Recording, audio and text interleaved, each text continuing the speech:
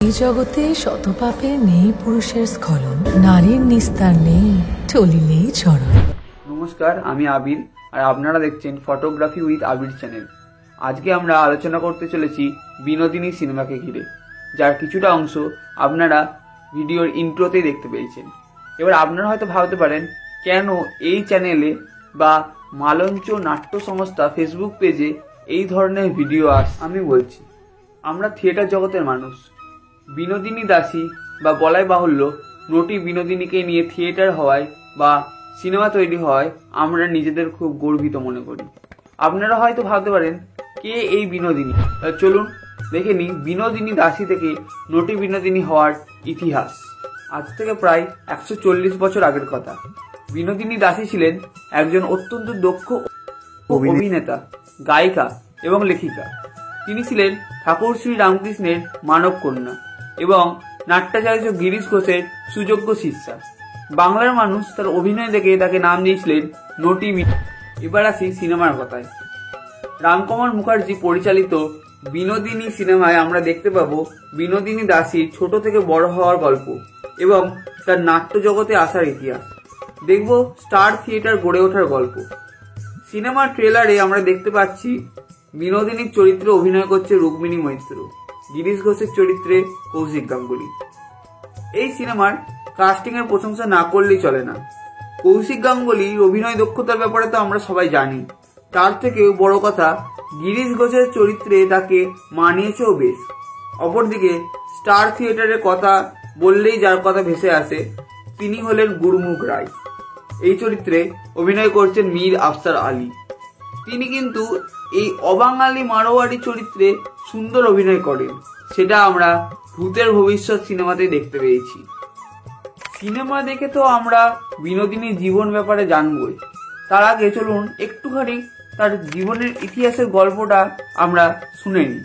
বিনোদিনী দাসীর জীবনের ইতিহাস আমরা নাট্য কোম্পানি পরিবেশিত নটি বিনোদিনী নাটক থেকে জানতে পারি। এই নাটকের রিমেক এই চ্যানেলে আপনারা পেয়ে যাবেন। জন্মসূত্রে বিনোদিনী দাসী ছিলেন গণিকার মেয়ে। তিনি রসরাজ অমৃত বোসের হাত ধরে এসেছিলেন গিরিশ ঘোষের কাছে এবং বলেছিলেন, আপনি আমাকে শিখিয়ে পড়ে মানুষ করে নিন, আপনি শেখালে আমি নিশ্চয়ই শিখতে পারবো। গিরিশ ঘোষের সান্নিধ্যে থেকে বিনোদিনীর অভিনয়ের অনেক উন্নতি হয়। তার নাম ছড়িয়ে পড়ে সারা বাংলা জুড়ে। তার নাম হয় নটি বিনোদিনী। ইতিমধ্যে গিরিশ ঘোষ পরিচালিত নাটক চৈতন্য লীলা দেখতে আসেন ঠাকুর শ্রী রামকৃষ্ণ। নিমায়ের চরিত্রে অভিনয় করছিলেন বিনোদিনী। তার অভিনয় দেখে সন্তুষ্ট হয়ে ঠাকুর তাকে মাথায় হাত রেখে আশীর্বাদ করেন।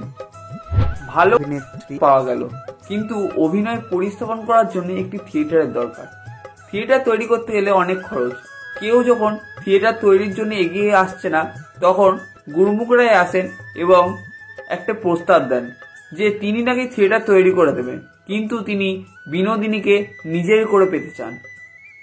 গিরিশ ঘোষ কোনো উপায় না থাকায় এই প্রস্তাবে রাজি হয় এবং বিনোদিনীর কাছে এই প্রস্তাব নিয়ে যায় এবং বিনোদিনী থিয়েটারের স্বার্থে গুরুদক্ষিণা হিসেবে এই ত্যাগ স্বীকার করে নেয়। আমি আপনার প্রস্তাবে রাজি। গুরুমুখ রায় নটিকে কথা দেয়, থিয়েটারের নাম হবে বিনোদিনী থিয়েটার।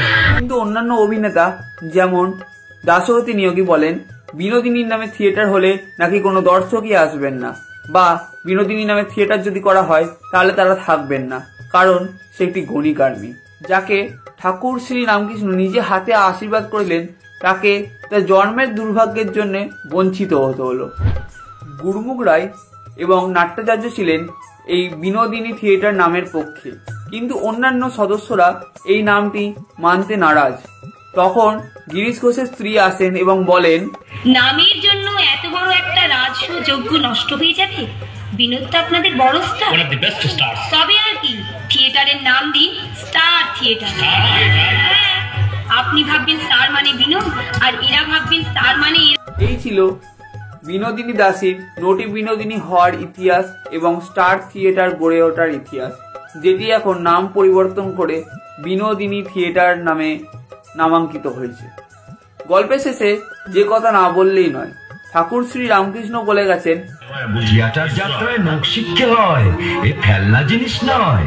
হ্যাঁ, যেমন আমরা নটি বিনোদিনী যাত্রা থেকে বিনোদিনী দাসীর ব্যাপারে জানতে পারি, তেমনি গুমনামি, বাঘাযতীন, গোলন্দাজ বা হীরালালের মতো সিনেমা দেখে বাংলার ইতিহাস সম্পর্কেও আমরা জানতে পারি। তাই সবাইকে আমি অনুরোধ জানাই, আপনারা সবাই সিনেমা হলে গিয়ে বিনোদিনী সিনেমাটা 23শে জানুয়ারি দেখে আসুন।